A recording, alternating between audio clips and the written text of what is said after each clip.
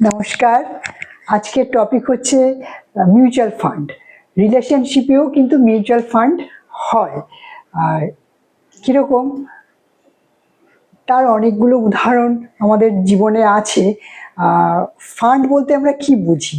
যে একটা অ্যামাউন্ট যেটা আমরা কোনো একটা সংস্থায়, মিউচুয়াল ফান্ডের কোনো সংস্থায় আমরা খাটালাম, সেখান থেকে আমরা কিছু রিটার্ন পেলাম। মিউচুয়াল ফান্ডে এর একটা তার সাথে বলা হয় যে মিউচুয়াল ফান্ডে যে ঝুঁকি আছে সেই ঝুঁকিটা ভালো করে পড়ে নিতে বলা হয়।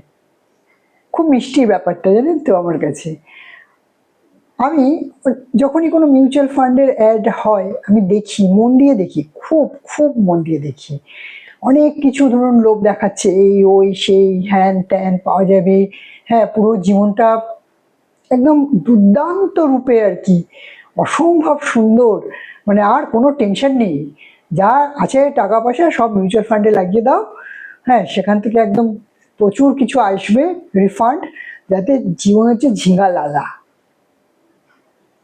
তো আমাদের রিলেশনশিপে যে মিউচুয়াল ফান্ড সেটা কি, সেটার ব্যাখ্যা আমি আজকে আমার মতো করে আমার বন্ধুদের সাথে শেয়ার করব। আমার সাথে মতের আপনাদের মিল নাই হতে পারে, বা মিউচুয়াল ফান্ড সম্পর্কে টেকনিক্যাল যে বিষয়গুলো সেগুলো আমি অত জানি না। হ্যাঁ, আমার কোথাও মিউচুয়াল ফান্ডে কিছু লাগানো নেই টাকা পয়সা, তাই সেই বিষয় আমি জানি না। আর আমার খুব একটা ইচ্ছেও নেই, মিউচুয়াল ফান্ডে আমি ইন্টারেস্টেডও নই। তবুও যখন লোভনীয় অ্যাডগুলো হয় তখন কিন্তু চোখ বড় বড় করে দেখি আমি, কি বলছে ওরা।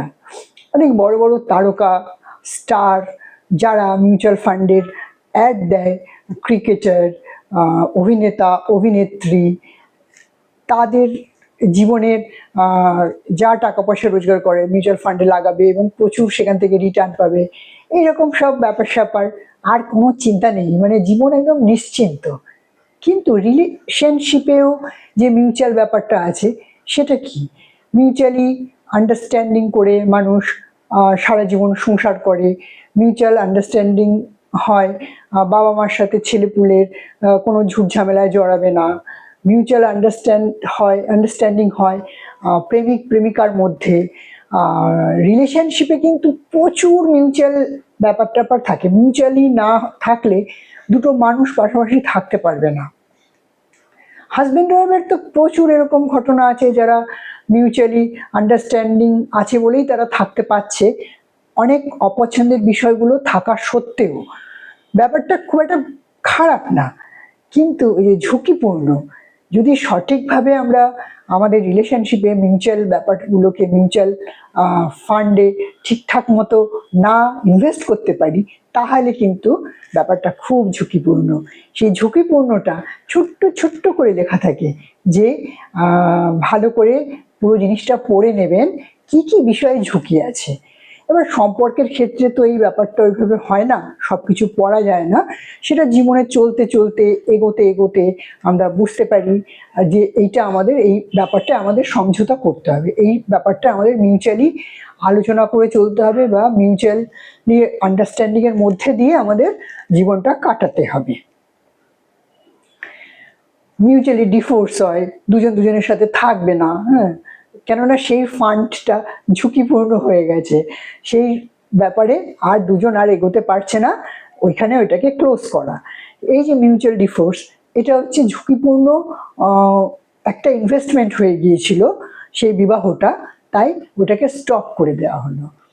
ভালোবাসার ক্ষেত্রে ছেলেটির বাড়িতে হয়তো মেয়েটিকে পছন্দ করবে না, কিন্তু মেয়েটি আর ছেলেটি দুজনে যেহেতু একসাথে থাকার কথা ভেবেছে, তারা মিউচুয়ালি আন্ডারস্ট্যান্ডিং করে একে অপরকে সারা জীবন আগে এগিয়ে নিয়ে যাওয়া, নিজেদের দুজনকে।